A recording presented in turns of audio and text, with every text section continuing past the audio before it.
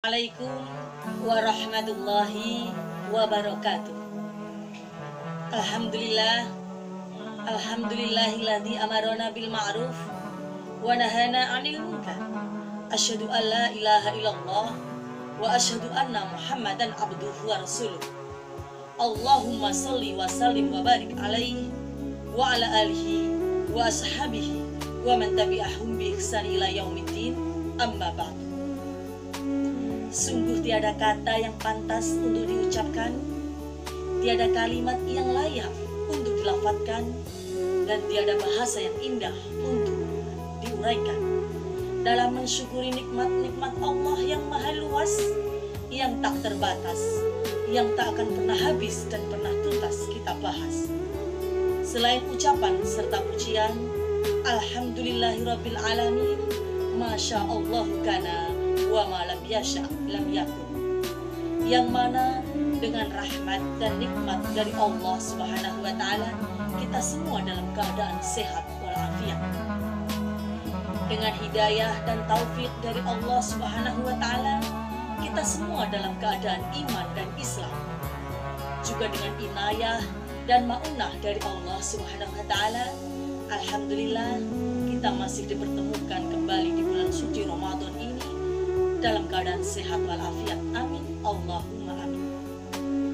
Selawat serta salam semoga tetap tercurahkan sepanjang siang dan malam kepada seorang insan pilihan, dambaan seluruh alam, beliau Nabi Agung Nabiullah Muhammad Sallallahu Alaihi Wasallam. Dengan iringan doa dan kalimat kalam, jazallahu anna sayyidana Muhammadan Sallallahu Alaihi Wasallam bima huwa ahli.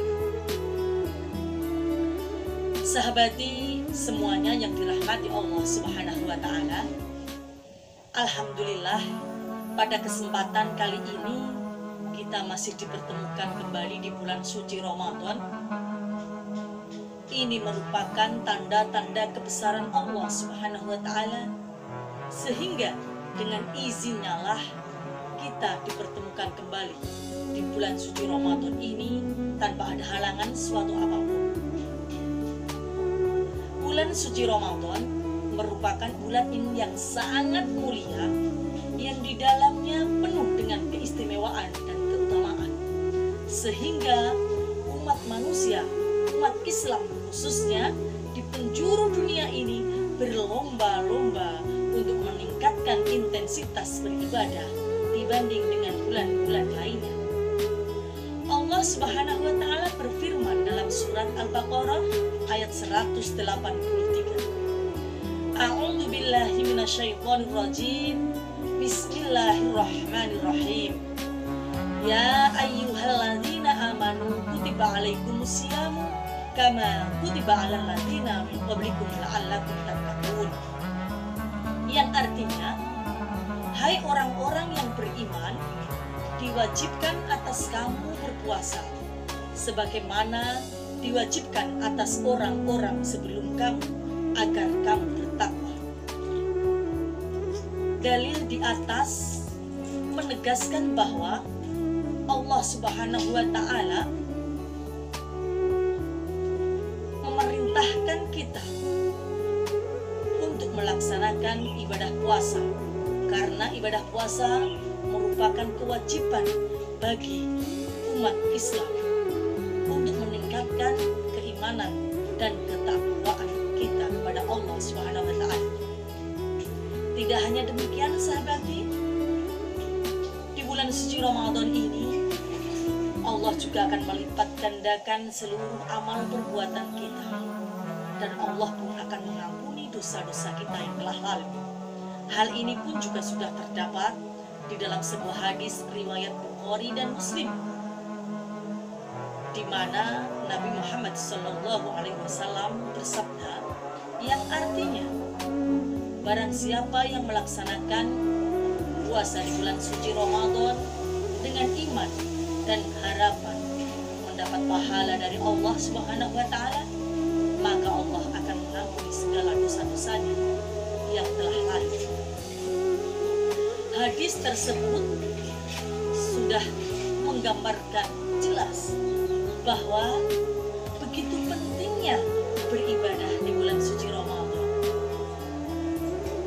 dengan penuh keikhlasan dan penuh harapan agar mendapat keutamaan dan keistimewaan di bulan suci Ramadan. Sekalipun demikian, sahabati, ada 3 golongan atau 3 orang yang termasuk orang-orang yang merugi.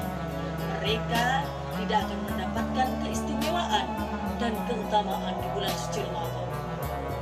Lalu, siapakah yang disebut dengan orang-orang yang merugi?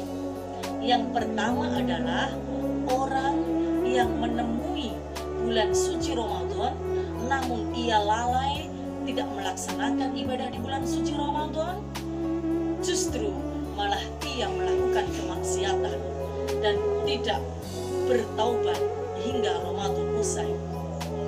Orang yang seperti itu tidak akan mendapatkan maghfirah dan ampunan dari Allah Subhanahu wa Ta'ala.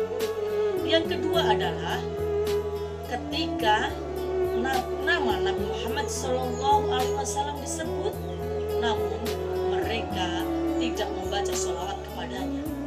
Dan yang ketiga adalah orang yang masih menemui kedua atau salah satu dari orang tuanya, namun ia menyia-nyiakan dengan tidak berbakti kepadanya dan tidak melaksanakan kewajiban-kewajibannya sebagai seorang anak. Mereka itulah yang termasuk orang-orang yang merugi. Na'udzubillahi min dzalik. Sahabati yang dirahmati Allah Subhanahu wa Ta'ala,